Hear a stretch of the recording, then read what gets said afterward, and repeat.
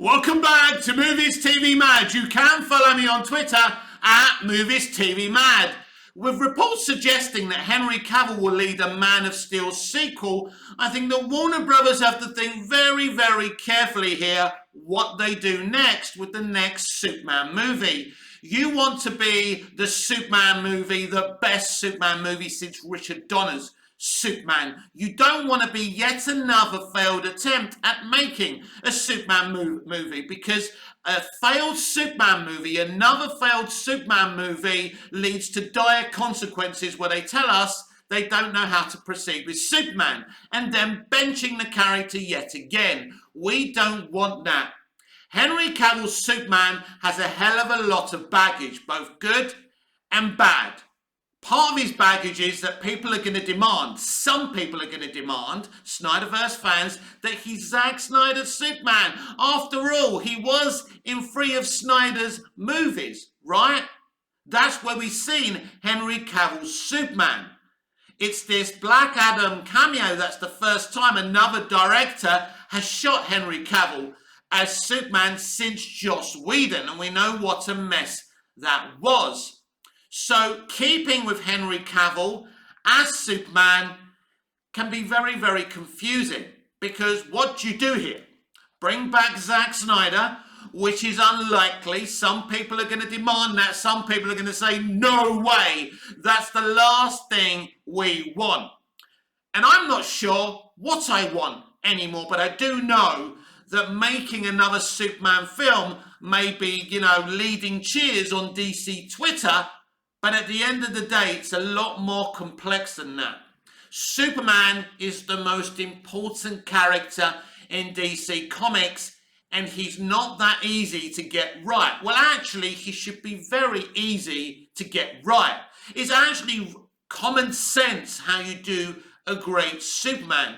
You stick to the basics. Now, Superman in the original Siegel and Schuster comics wasn't the paragon of virtue we know from the Christopher Reeve movies.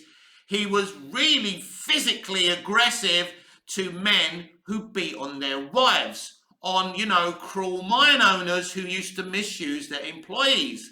That Superman was a very rough and ready Superman. But I think that Superman was a bit of a social justice warrior, not the type we know today, by the way, the good type. That kind of hero fighting injustices would be a really good idea, mixed in with the Superman we know and love today, the paragon of virtue, the inspirational Superman that even Henry Cavill wants to display and portray himself. There could be a really, really good balance here. I think what you need to stray away from is Super God.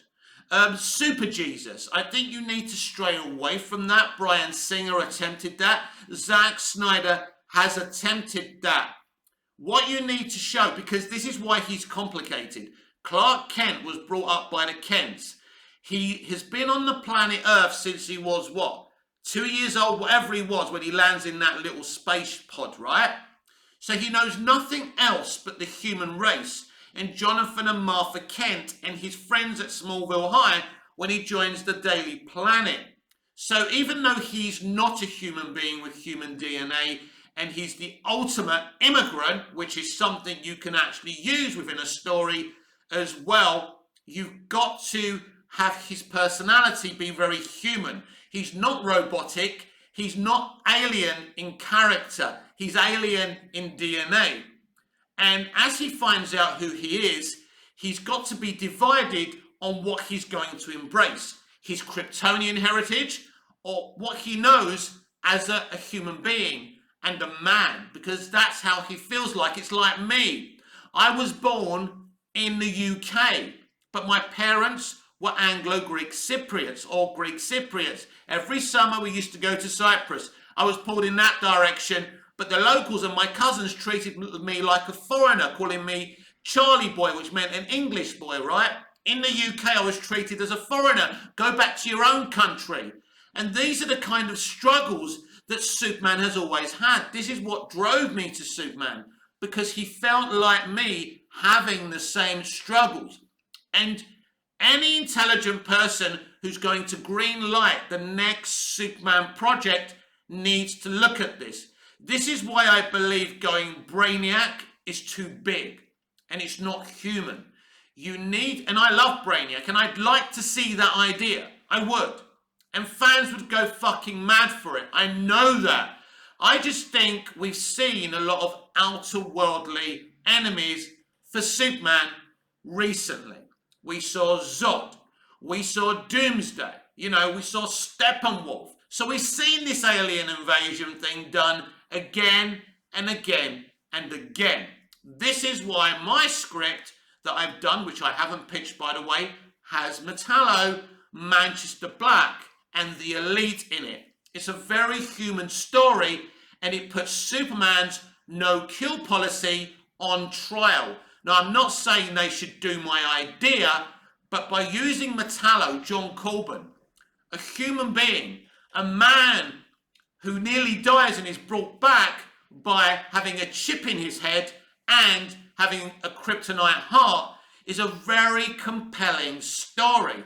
And having Superman divided whether to kill his friend John Corbin because he's being put under pressure by Manchester Black, the Elite, and the residents of Metropolis, and Manchester Black is saying to people, if he killed every single criminal he went up against, your lives would be safer. So then Superman has to think about what to do here because he has a no-kill policy. Because in Man of Steel we saw him break somebody's neck. And I think it's about time we prove and show why Superman has the no-kill rule in place. You could actually do a very similar story with Batman, but that's just a totally different type of video. And so these are the decisions they must make. They need to make the best Superman movie since Dick Donner's movie. That's what they need to do. That means they need to choose someone who understands who Superman is, who understands how important the next Superman movie is. It's not about just bringing Zack Snyder back, continuing the Zack Snyder Superman, because that is troublesome to some people. You want to make a film most people love. You want the diehards happy, but you want new fans. This is something that Smallville did itself. It not only made hardcore Superman fans happy to a point, some didn't like some of the changes to the law, like Lex being friends with Clark as a young boy, even though it was taken from a Superboy comic from 1960, I think. So Smallville got the character right, and he had to earn the right to become Superman in the episode titled Finale. And this is why Smallville worked. Now, a Superman movie isn't the same as a pre-Superman story on television, and I understand that. But you've got to make it character-driven. Now we are in 2022. We are in the 21st century. People want pace, high pacing from their superhero content. And I understand that. It can't be Dick Donner's Superman the movie because we're in the 21st century and not in the 20th century. Superman the movie was fortunate to be the first movie, but let's be honest. It was, the quality is so high.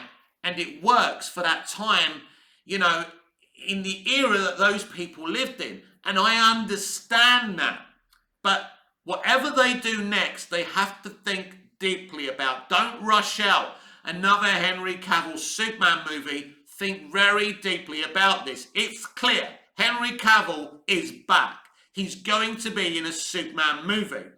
I believe that Henry Cavill has the right attitude to what it takes to make a great Superman movie. I believe that. But you need to find someone to write and direct it who can work with Henry and not against Henry. You can't treat Henry Cavill like just another actor playing Superman. He has opinions. He wants to be heard. And if he's not heard, he's not going to do it.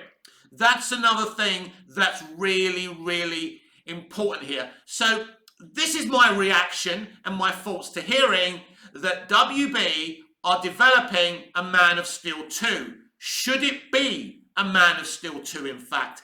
That's a deeper question, isn't it? Should it just be a sequel to the original Man of Steel movie? There's a lot of good ways you could do that it could work, because people have been crying out for that. I wouldn't mind a Man of Steel sequel. Now people would say, yes, Zack Snyder has to direct that, and if you're going that way, maybe he does. I don't know.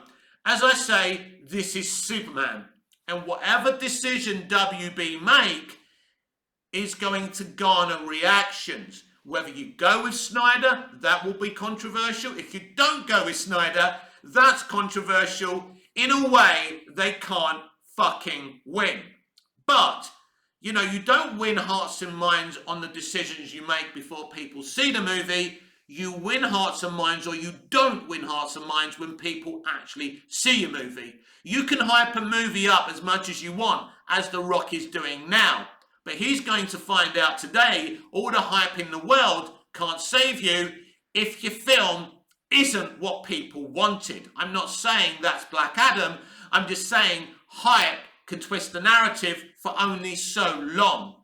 So what WB have to do here is think very deeply and slowly on what move they make next. This has been Movies TV Mad. I'm Mitt, your host with the most. Just ask your girlfriends and your wives. Please like, share, comment, subscribe, hit the notification bell so you never miss this beautiful perfection. And I'll see you again in the next video. And remember, there's another video to come where I read the entire Hollywood Reporter article about Man of Steel 2 and all DC's future plans. Check that out later on. And I will see you again next time. Until we see each other again, goodbye, au revoir, auf Wiedersehen.